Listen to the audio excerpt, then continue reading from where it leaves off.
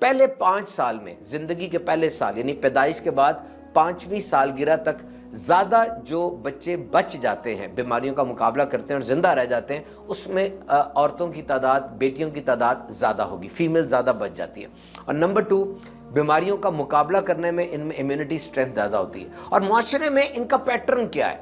مضبوطی کی اگر آپ بات کرتے ہیں، پیٹرن کیا ہے؟ پیٹرن یہ ہے کہ جب خاتون پیدا ہوتی ہے، عورت پیدا ہوتی ہے، اس وقت گائنیکالوجی وارڈ میں آپ دیکھیں، خاندان میں آپ دیکھیں کیسی باتیں ہو رہی ہوتی ہیں۔ میں اس کو ڈیٹیل میں نہیں جاتا، اور 2-3% لوگ کھڑے ہو کے نہ کہیں کہ جی ہم تو بہت کچھ کرتے ہیں۔ 98% کو دیکھیں کہ اس پورے خطے میں کیا انداز ہوتا ہے، عورت کا بیٹی کی پیدائش پر کیا انداز ہوتا ہے، ٹھیک ہے؟ اور اس کے بعد جب وہ بیٹی بڑی ہوتی ہے، گھر میں بیٹے اور بیٹی کے درمیان تخصیص کی جاتی ہے، زیادہ گھروں میں تخصیص کی جاتی ہے، بیٹے کو پریفرنس دی جاتی ہے۔ اسکول اور کالج کے چناؤ کے اندر وہ بھی پریفرنس دی جاتی ہے، زیادہ تر اس کے بارے میں خاص بریکٹ بنی ہوئی کہ بس یہ یہی کام کرے گی اور کچھ نہیں کرے گی۔ پھر جب اس کے مخصوص ایام شروع ہوتے ہیں، دا پیریڈ جو کریمپس آتے ہیں، اس میں جو درد آتی ہے ان مخصوص ایام میں، وہ کتنی شدید ہوتی ہے۔ اگر درد کا سکیل نکالا جائے 0 to 10 تک بناتے ہیں ڈاکٹر۔ 0 کا مطلب بالکل درد نہیں ہے، 1 کا مطلب مائلڈ سی بس سر میں درد ہے، اور 10 کا مطلب کہ ہڈیاں توڑنے والی، آگ سے لگنے والی درد ہے۔ تو ماہواری کے دنوں میں more than 4 to 5 to 6 تک وہ کریمپس جاتے ہیں، وہ شیئر نہیں کرتی۔ اور پھر اس کے بعد جب اس کی شادی ہو رہی ہے، شادی کے بعد کے معاملات، وہ اکیلی ایک گھر میں آ گئی، وہاں سے رشتوں کی جو معاملات، پھر اس کے بعد اولاد پیدا ہوتی ہے، اور اولاد پیدا ہونے کا جو ہے لیبر کا، اس میں 10 کے قریب درد ہوتی ہے، کرشنگ بونز کی وہ درد ہے جو وہ سہتی ہے۔ اور اگر وہ ورکنگ لیڈی ہے تو ورک پلیس میں اس سے جن آنکھوں کا سامنا کرنا پڑ رہا ہے، جیسے رویوں کا سامنا کرنا پڑ رہا ہے، جس مشکل انداز سے وہ وہاں پرسسٹ کر رہی ہے کہ جو کچھ بھی ہو، جیسا بھی ہو جائے، پھر گھر کے اندر ذمہ داریاں بھی نبھا رہی ہے، آفس میں بھی نبھا رہی ہے، پھر جب اوپر جاتی ہے ورک پلیس میں، اس کا عہدہ بڑھتا ہے، ادھر بچے بھی بڑے ہو جاتے ہیں، ماں کو زیادہ پکار رہے ہیں، شوہر اپنی بیوی کو اس ٹائم پر جب بچے ٹین ایجر ہوئے اس کی بھی ڈیمانڈ بڑھ جاتی ہے۔ ان حالات کے اندر ڈیلیور کرنا اس عورت کے لیے کتنا بڑا چیلنج ہے، اور کتنی لائف اس کی چیلنجنگ ہے، اور ایسی حالت میں ہم مردوں پہ کتنی بڑی ذمہ داری بنتی ہے کہ ہم اس عورت کو ہر طرح سے ایک پرسکون معاشرہ دیں، اس عورت کو ایک ایٹ ہوم سیکیورٹی دیں۔ بیٹی کے ساتھ کیسا سلوک روا رکھنا ہے، نبی پاک صلی اللہ تعالی علیہ وسلم کا انداز دیکھیے۔ جب سیدہ کائنات سیدہ فاطمہ الزہرا رضی اللہ تعالیٰ عنہ حاضر دربار ہوتی، نبی پاک کی بارگاہ میں اپنے بابا جان کے پاس آتی، نبی پاک اپنی سیٹ سے، اپنی نشست سے کھڑے ہو جاتے، چادر بچھاتے اور انہیں بوسہ دیتے۔ فرمایا جس کی 3 بیٹیاں ہوں وہ ان کو کھلائے پلائے، تربیت کرے، اچھے طریقے سے پرورش کرے اور بیاہ دے، وہ میرے ساتھ ایسے ہوگا۔ دونوں انگلیاں مبارکہ میرے نبی پاک صلی اللہ تعالی علیہ وسلم نے ملا کے ارشاد فرمایا۔ صحابہ نے عرض کی حضور اگر 2 ہوں، فرمایا اس کے لیے بھی یہی ہے۔ اور نبی پاک صلی اللہ تعالی علیہ وسلم کی پہلی اولاد وہ بھی تو خاتون ہے، یعنی سیدہ کائنات بی بی فاطمہ الزہرا رضی اللہ تعالی عنہا ہیں۔ اور پیرنٹنگ پہ ہمارا ایک ویڈیو آئے گی جس میں ہم یہ بتائیں گے کہ جس گھر میں پہلی اولاد بیٹی ہوتی ہے، باپ کا اس کے ساتھ کتنا گہرا اور زبردست ریلیشن شپ ہوتا ہے۔ اور پھر میں ایک بڑی لیجنڈری خاتون کا ذکر کرنے لگا ہوں جناب، سیدہ زینب رضی اللہ تعالیٰ عنہ کا۔ یہ واقعہ کربلا میں ایک اہم ترین پرسنالٹی ہیں، اور یہ مولا کائنات حضرت علی کرم اللہ تعالی وجہہ الکریم کی بیٹی ہیں اور امام حسین کی بہن ہیں۔ قیامت تک داستان کربلا سنائی جاتی رہے گی اور سیدہ زینب کا ذکر ہوتا رہے گا۔ اور اب سنیے کتنا زبردست رول ہے ان کا واقعہ کربلا میں، اور نوٹ کرتے جائیں، میں سٹیپ وائز آپ کو بتاؤں گا کہ سیدہ کس انداز سے اس پورے سفر کو ٹیکل کر رہی ہیں، مینج کر رہی ہیں۔ نمبر 1، پورے سفر میں وہ ساتھ رہی۔ Number 2، she was fully aware of the risks involved۔ انہیں بخوبی اندازہ تھا کہ یہاں پر کیا ہونے والا ہے، کتنا رسک ہے اور کتنے یہاں پر معاملات ہونے والے ہیں۔ And she was fully aware that it was not a military confrontation, it was a faith stance۔ انہیں اچھے طریقے سے پتا تھا کہ یہاں پر ایمان ہے، اور ایمان کی مضبوطی، ایمان کو بچانا ہے، اسلام کی اس گلشن کی آبیاری کے لیے ایک ایسا واقعہ ہونے جا رہا ہے جو قیامت تک اگنور نہیں ہوگا۔ She was supposed to sustain the camp۔ وہ جو کیمپ تھا، جو خیمے تھے، جو کہ دنیا کے بڑے بڑے عالی شان بظاہر محلات سے زیادہ بہترین اور زیادہ اہمیت والے تھے، وہاں پر اس کیمپ کو سسٹین کرنا، یعنی اس کو آرگنائز کرنا، وہاں کنسولنگ کرنا اور پریزرونگ کوہیشن، یعنی وہاں پر اس ماحول میں تسلی والے الفاظ بولنا، ایک امن والی بات کرنا، اور وہاں پہ یونائٹڈ رکھنا، سب کو ایک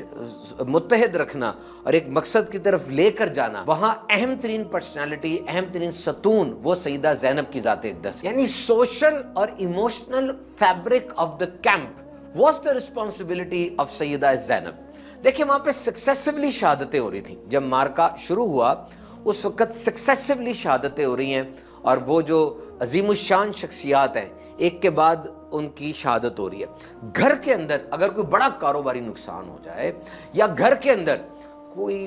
واقعہ ہو جائے، آپریشن ہو گیا، کوئی چوٹ لگ گئی، کوئی ایک دم ایکسیڈنٹ ہو گیا، یا بڑی لمبی ایک علالت کے بعد، بیماری کے بعد کوئی بندہ فوت ہو جائے، یہ چیزیں بھی سنبھال لی جاتی ہیں۔ لیکن سیدہ زینب نے جن حالات میں لیڈرشپ دکھائی،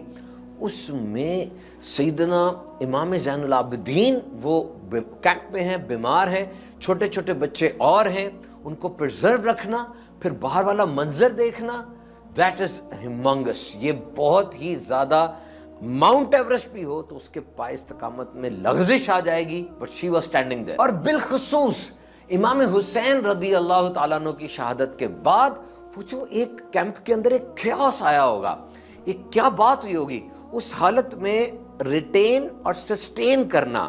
اور پھر امام حسین کی شہادت کے بعد جب خواتین کو اور دیگر افراد کو قیدی بنا لیا گیا، اس وقت کا رویہ، شی transformed the captivity into the platform of testimony. She publicly spoke the truth. یعنی جو کربلا میں ان کے سامنے ہوا، اس کو انہوں نے دیکھا، اس واقعے کو، وہ اس کی گواہ بنی،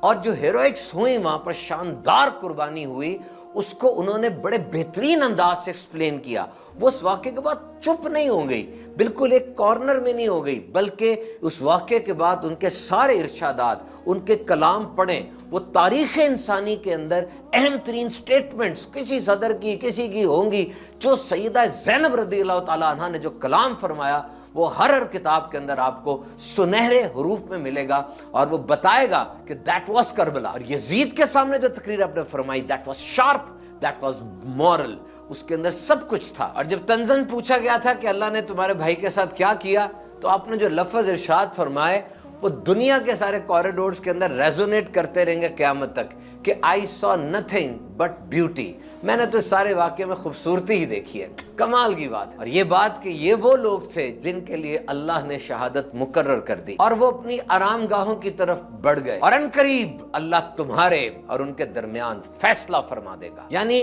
اس آزمائش میں بھی خوبصورتی دیکھی، اس شہادت کے اندر بھی خوبصورتی دیکھی، اور اس استقامت کے اندر بھی خوبصورتی دیکھی۔ اور سیدہ زینب کے اس امیڈیٹ رسپانس کے بعد ہمیں واقعہ کربلا اس کینوس پر زیادہ نمایاں ہوتا نظر آتا ہے، ورنہ وہ لوگ اس وقت طاقت میں تھے، ان کے عزائم بھی خطرناک تھے۔ اور یہ داستان دنیا کی صرف خواتین کے لیے نہیں، بلکہ ہر انسان کے لیے ایک یونیورسل موٹیویشن کی وہ ونڈو ہے کہ جو اس میں دیکھے گا وہ بہت زیادہ موٹیویٹڈ ہو جائے گا۔ اور غیر مسلم مورخین جو ہسٹورینز ہیں، میں نے ان کو پڑھا ہے، وہ کہتے ہیں کہ Syeda Zainab was just like a rising sun in the battle of Karbala. Karbala کے دن ایک چمکتا ہوا سورج ہے جو ان کی پرسنالٹی سے ابھرتا ہوا نظر آ رہا ہے۔ اور قرآن مجید میں مخصوص ان دو خواتین کا جو ذکر آیا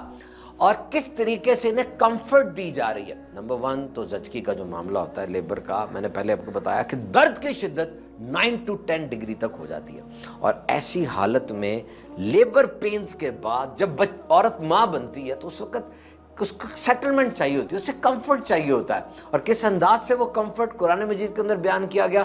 بی بی مریم رضی اللہ تعالیٰ عنہا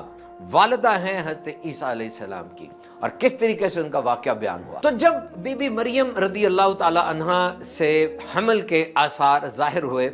تو that was a difficult moment, ان کے لیے یہ ایک مشکل مرحلہ تھا، اور پھر جو انہوں نے کہا وہ بھی آپ کو پتا ہوگا، میں بتاؤں گا ابھی کہ کس حالت میں وہ تھیں۔ That was a difficult moment in 2 ways، ایک تو عورت کی زچگی کے معاملات وہ کیسے ہوتے ہیں وہ وہی جانتی ہے، اور نمبر 2 شوہر نہیں تھا، شادی نہیں ہوئی تھی، اور یہ تو ایک معجزہ تھا، تو وہ اس وقت ایک فیر کی کیفیت میں تھی۔ یوسف نجار جو بیت المقدس کے خادم تھے اور بڑے عابد شخص تھے، انہوں نے جب یہ معاملہ دیکھا تو وہ تہمت لگائیں، لیکن وہ جو ایک ان کی لائف تھی اتنی عابد زاہد اور اتنی زیادہ نیک خاتون، تو انہوں نے کہا کہ جناب یہ بغیر بیج کے کھیتی کیسے ہو سکتی ہے، بغیر بارش کے درخت کیسے اگ سکتا ہے، بغیر باپ کے بچہ کیسے ہو سکتا ہے؟ تو آپ کا جواب بڑا پیارا ارشاد فرمایا، بی بی مریم رضی اللہ تعالیٰ عنہ نے فرمایا کہ دیکھو پہلا درخت جو اللہ تعالیٰ نے پیدا فرمایا تھا وہ تو بغیر بیج کے تھا نا، حضرت آدم علیہ السلام کو بغیر باپ کے، تو that was the thing۔ پھر فرمایا قرآن مجید میں مریم نے اسے پیٹ میں لیا اور کچھ دور چلی گئی، حمل کے باعث وہ ضعیف ہو گئی تھی۔ قرآن مجید میں آیا اور جننے کا درد اس کو کھجور کی جڑ کے قریب لے آیا، اور اس نے کہا ہائے اس سے پہلے کاش میں مر جاتی، کاش میں بھولی بصری ہو جاتی۔ And this is the woman's response. اس وقت واقعی کنڈیشن ایسی ہوتی ہے، اور بی بی مریم رضی اللہ تعالیٰ عنہ کے ساتھ تو ڈبل کنڈیشن تھی نا،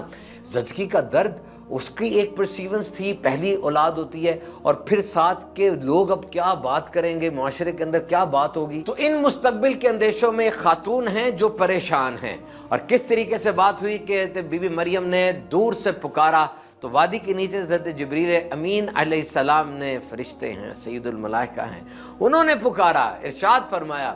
غم نہ کر، اللہ تعالیٰ نے تیرے لیے نہر جاری کر دی ہے۔ اور پھر یا تو جبریل امین علیہ السلام یا عیسیٰ علیہ السلام نے ایڑی ماری تو وہاں پہ چشمہ جاری ہو گیا، اور کھجور کا وہ درخت that was not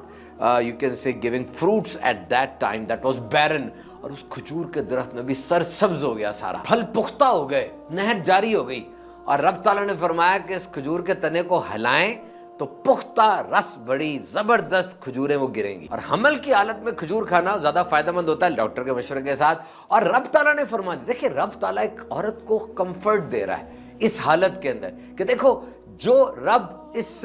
ویران درخت کو اور اس خزاں رسیدہ درخت کو سرسبز کر سکتا ہے، اور جو خشک نہر کو جاری کر سکتا ہے، وہ تجھے بھی بے یار و مددگار نہیں چھوڑے گا۔ تو ہر عورت کو مشکل میں یہ یاد رکھنا چاہیے، تو کھجوریں کھائیں، پانی پیئیں، بیٹا آپ کا ہے اس کو دیکھ کے آگے ٹھنڈی کریں، اور اگر کوئی بندہ پوچھے تو کہنا میں نے چپ کا روزہ رکھا ہوا ہے۔ اس امت میں چپ کا روزہ ہوتا تھا، کھانے پینے کا روزہ تو ہمیں پتہ ہے، لیکن گفتگو کا بھی روزہ ہوتا تھا اس امت میں، اور فرمایا گیا کہ جو تم سے لوگ بات کریں کہنا میں نے چپ کا روزہ رکھا ہوا ہے۔ اس سے ہمیں یہ بھی سبق ملتا ہے کہ لوگوں کے الٹے سیدھے مشورے نہیں ماننے چاہیے۔